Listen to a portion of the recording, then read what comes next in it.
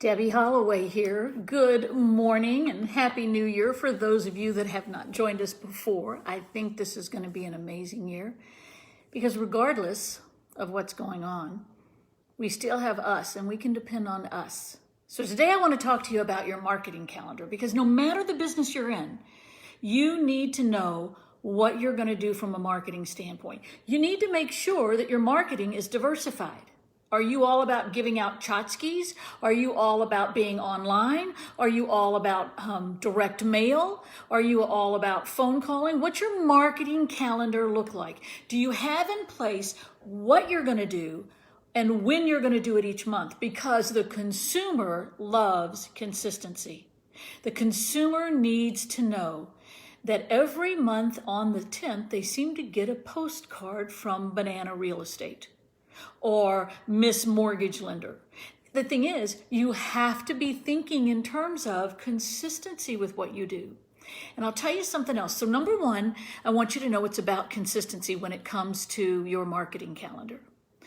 Number two, I think it's about simplicity. So consistency and simplicity. What you send out needs to be simple. It doesn't have to be complicated.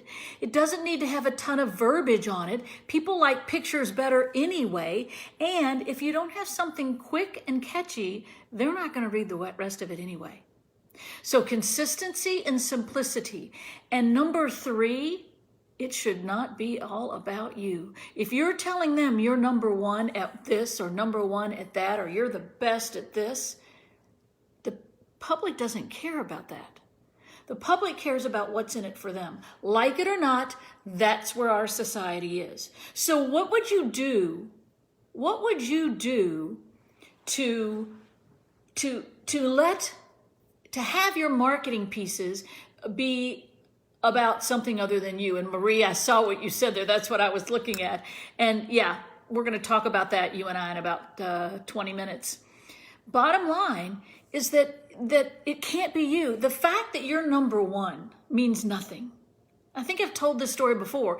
When I owned my real estate company, the agents were complaining because one of the agents, Mary, was promoting on all of her advertising that she was number one at our office.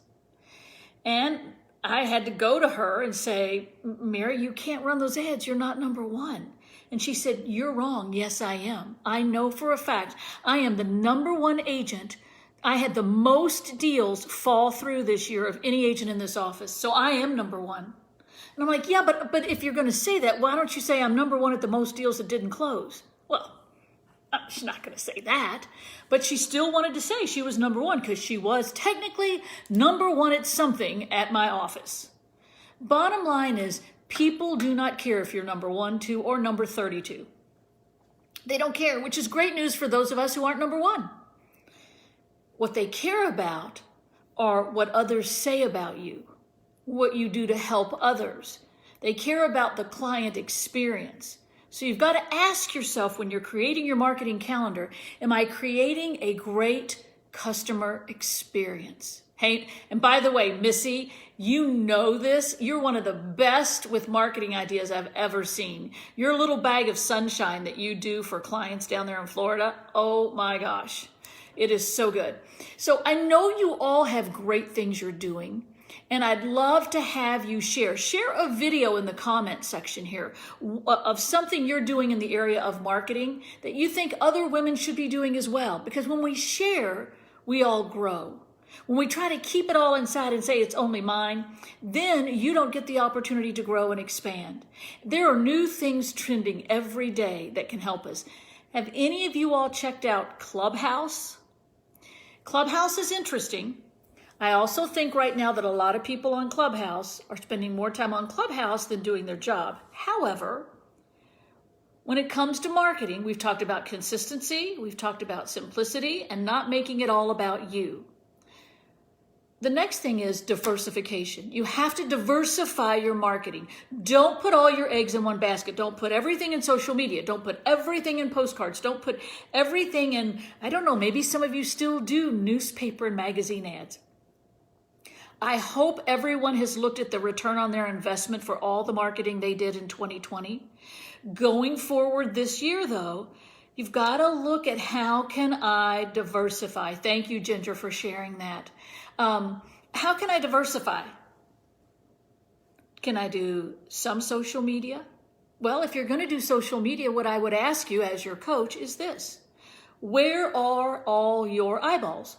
Where are the eyeballs of the people who are following you? If they're on Twitter, you go be on Twitter, girlfriend. If they're on Facebook, you do that. If they're on Instagram, it doesn't mean you only do one. It means that you focus on the one where the eyeballs are. It doesn't mean you don't have to do the other. And by the way, if you haven't checked out LinkedIn, LinkedIn has got some phenomenal things going. If you do nothing else on LinkedIn, complete your profile.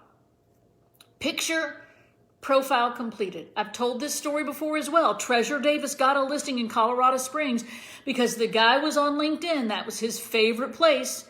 And he was looking for a real estate agent.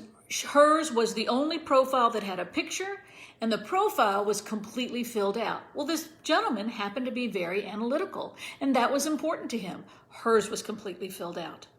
So social media, number one, where are the eyeballs? That's where you want to be. Number two, whatever you're posting, think about it as a three-pronged approach for social media. One prong is personal. It's okay to share personal stuff. If you haven't seen me reading The Night Before Christmas in the barn, in the stall, to my horse, you should watch it. It's gotten over 2,300 views. Reading a book to a horse. Personal. You want to do something that's personal. I just found out one of my clients is a really phenomenal surfer. I'd love to see him surfing. He should be sharing that. He should put a GoPro on. Do something personal. People like us for who we are. In fact, I had one of my great clients, Ann, say to me, she watched the video, and what she loved about it was that it was, because she knows me, she said it was totally you. It was totally transparent, and that horse looked like he was actually reading the story with you. So understand personal. There are two more prongs, though, and they fall under business. One prong should be resources. Are there resources that you can provide? Posting about restaurants that do carryout or delivery or that you can go into. Resources for preschool kids. We've talked about this before. Resources, what's going on in the community where you're interviewing somebody or doing a Zoom meeting with somebody. And how to do a good Zoom meeting we should talk about next. Number three is knowledge. So we've got personal, we've got resourceful or resources, and then we've got knowledge. What are you doing to share your knowledge? Are you going in, if you're an agent, into Keeping Current Matters and sharing some of their graphs and charts on Facebook or Instagram or wherever you can? When it comes to business and knowledge, you can find just something simple like this. The 4 reasons people are buying homes today, which I got right out of Keeping Current Matters. The biggest mistake sellers make in this market. The 2 challenges for all buyers if they want to buy a home today. Something catchy, something simple. Those kind of posts. So we're going to decide where the eyeballs are. We've got to decide what we're going to post. Now, how often will you? Will you post 1 day, 2 days, 3 days, 5 days? Whatever it works for you, that's what you do. But you have to do something, and it needs to be in your marketing calendar. Now, when you consider posting, consider it's just as valuable to comment on another post. Stop liking the post. People don't look at who's liking. However, they do look at comments. And one of the things that just touched me the most with that video I did with my little colt was there were several people that came on and said, oh my gosh, this is so cool. I'd love to share it. May I share your post? I'm like, nobody ever asks to share your post. They just share it, and we all love that. But I remembered the names of the people who asked if they could share it. So if you see somebody posting something cute, adorable, funny, whatever, don't just share it. Go in and ask if you can share it, because that means a lot to the person who posted that video or that picture. So that's social media. You're probably going to want to listen to this again because there's so much here that you can use. But marketing calendar, we've covered exactly how you should set it up. We've talked social media. You need to determine when it comes to what you're going to mail, how simple is it, and how often will I mail it. You see, most agents and most people in any business don't set a budget for the year. They just look at the P&L at the end of the year and are really disappointed in how much money they spent. Let's not look for those shiny pennies. Let's set a budget. Let's have a marketing calendar. If you've got a coach, a business coach, share it with them. If you'd like for me to review your calendar with you, all you have to do is ask. So watch this again and have an amazing year with the marketing calendar that you're going to create. Talk soon.